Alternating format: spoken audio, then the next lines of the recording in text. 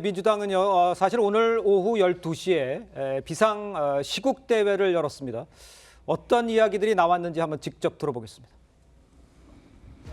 윤석열은 사퇴하라! 내란의 우두머리 윤석열은 즉각 대통령직에서 물러나야 합니다. 수사기관은 내란의 우두머리 윤석열을 직접 즉각 수사해야 합니다. 계엄은 또 상황이 정비되고 호전되면 또 시도할 것으로 생각합니다. 저는 그들이 국지전이라도 벌일 것이라고 생각합니다. 반드시 싸워서 가장 빠른 시간 안에 국민이 진정 이 나라의 주인으로 살아가는 그런 세상 함께 꼭 만듭시다, 여러분. 지금 이재명 대표요, 무력을 동원한 비상계엄 조치가 실효성이 없다고 판단되는 순간에 윤 대통령이 국지전이라도 벌일 것이다, 뭐 이렇게까지 이야기를 했어요. 글쎄요, 이 발언은 어떻게 저희가 해석을 하고 받아들이면 되겠습니까? 그러니까 야당 입장에서는 지금 이 대통령의 비상계엄에 대한 도저히 이해할 수 없기 때문에 그러니까 지금 일단 좌절은 됐지만 또 대통령이 어떤 다른 방식을 통해서 뭔가 어떤 상황을 변화시킬 것 같다라는 우려가 있는 것 같습니다. 예. 그게 아까 정익진 변호사 이야기했지만 지금 대통령이 지금 이 시간까지 국민들에게 설명하고 있지 않아요. 그렇습니다. 그리고 내가 뭘 잘못했는지에 대해서 모르겠다라고 하다는 이야기들이 내부에서 나오고 있습니다.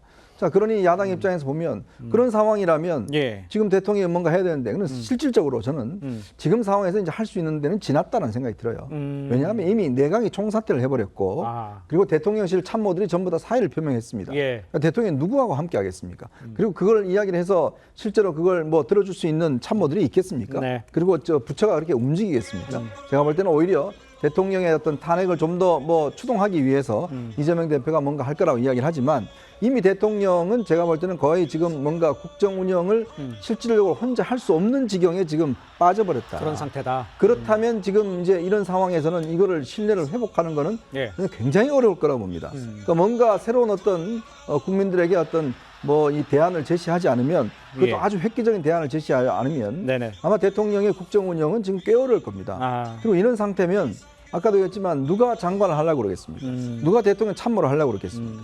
이제 그런 어떤 지금 거의 어떤 면에서 움직일 수 없는 상황이기 때문에 지금 좀 전에 말씀드렸던 이제 이런 대통령과 이제 여당 그다음에 이제 총리 등의 만남에서 뭔가 앞으로의 거치 문제에 대한 어떤 방향성이 나와줘야지만이 그나마 수습되고 있지 않을까라는 생각이 듭니다. 알겠습니다. 이제 민주당에서 탄핵에 힘을 싣고 있는 이 상황에 이게 현실적으로 가능할까? 이 탄핵은 두 단계로 진행이 됩니다. 우선 국회가 탄핵 소추를 하고요.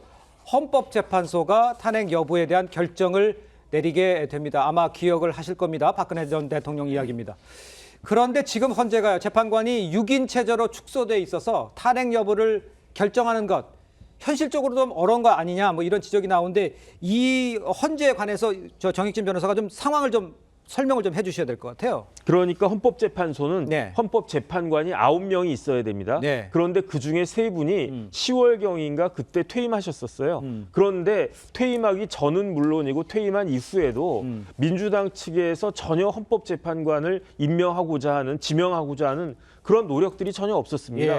왜냐하면 헌법재판관은 3명은 대통령이 임명하고요. 3명은 대법원장이 지명하고요. 나머지 3명은 국회에서 지명해야 되는데 지금 공석이 되어 있는 3분이 모두 다 공교롭게도 국회 몫이었거든요. 그런데 왜 민주당은 그렇게 탄핵 소추를 남발하면서도 헌법재판소를 식물재판소로 만들어 놓고 있지 않습니까? 그 이유는 뭘까? 너무나 명확한 거 아니겠습니까? 지금 원래 만약에 어젯밤에 윤석열 대통령이 이런 비상계엄 하지 않았으면 오늘 뉴스는 뭘로 채워졌을 것인가? 감사원장 탄핵 소추, 서울중앙지검장 탄핵 소추, 서울중앙지검 4차장 그리고 그 밑에 있는 부장 탄핵 소추 이렇게 되지 않았겠습니까? 탄핵 소추는 무지무지하게 많이 했는데 헌법재판소는 식물재판소로 만들어 놓고 있었던 거예요. 그 이유는 뭐냐면은 탄핵 소추 사유가 없음에도 불구하고 지난번 이상민 장관 그 몇 대 몇 나왔습니까? 9대 빵 나왔잖아요. 예. 이진숙 방통위원장 진행되면 어떻게 결과 나오겠습니까? 마찬가지로 9대 빵 나오지 않겠습니까? 왜냐하면 어제 임명됐는데 오늘 탄핵 소추하는 그런 경우가 어디 있습니까?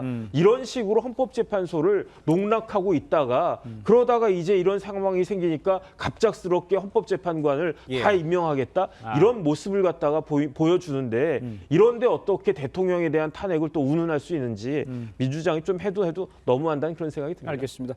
그런데 이제 만약 국회가 윤 대통령 탄핵 소추를 하더라도 지금 얘기를 해주셨습니다만 헌재가 과연 심리에 착수하는 것 자체가 지금 쉽지 않을 수 있는 이런 상황이라는 얘기를 좀 해주신 거 아니에요? 이현정 의원님 상황을 좀 그렇죠. 정리해 주세요. 그러니까 이게 지금 헌법재판소가 일단 현재 6분이 계시거든요. 그렇죠. 근데 지금 이게 탄핵안을 논의하려면 7명이 계셔야 됩니다. 예. 7명 중에서 이제 6명이 이제 동의를 해야 되는 것인데 이제 그렇지 않으면 이게 뭐 심리가 어렵지 않겠습니까? 네네. 그리고 탄핵 소추라는 게 이게 헌법재판소라는 게 그냥 간단하게 법원에서 뭐 가부를 판단하는 이런 문제가 아닙니다.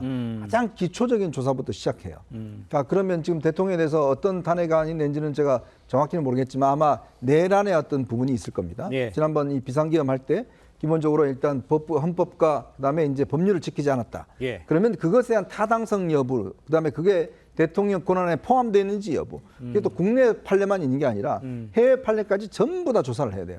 그러려면 이게 시간이 꽤 걸립니다. 네.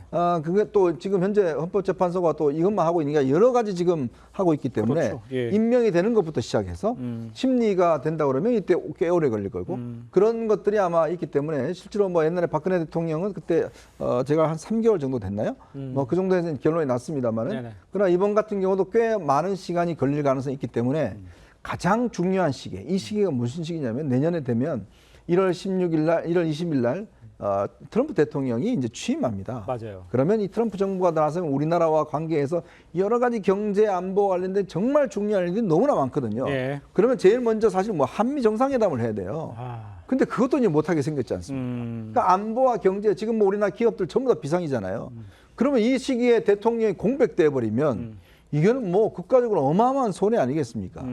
참 그래서 저는 더 이해할 수 없는 게 왜 이 시점에 대통령이 비상계엄을 선포했는가 이거 자체가 정말 더 이해할 수 없는 게 굉장히 대한민국으로서는 굉장히 절체절명의 상황인데 이걸로 인해서 결국 또 정쟁으로 또 어떤 비화될 가능성도 저는 높다고 봅니다. 알겠습니다.